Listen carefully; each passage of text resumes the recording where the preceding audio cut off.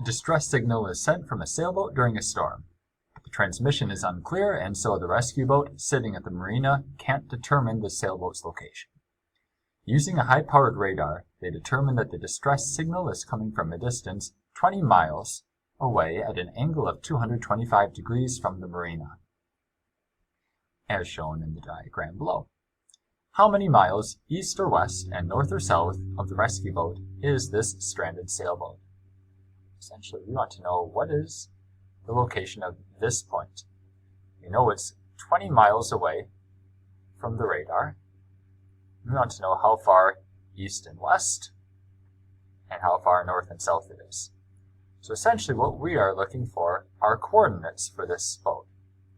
So we are looking for an x value and a y value. I know that this x value is going to be negative and this y value is going to be negative because it's basically located in quadrant 3.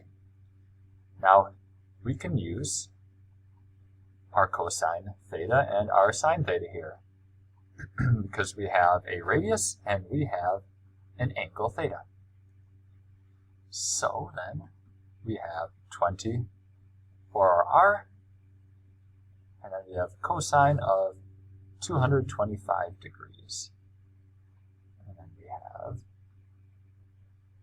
sine of 225 degrees. So to find the cosine and the sine of 225 degrees, let's make a reference triangle. So find the angle here. Our reference angle is 45 degrees.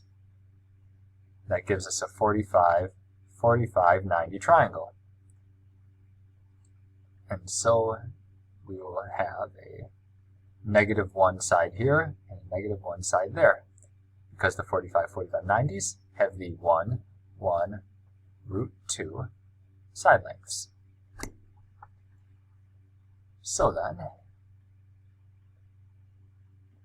we have 20 times the cosine of 225. So the cosine of this angle is x over r, which is 1 over, negative 1 over root 2. And the sine will be y over r, which is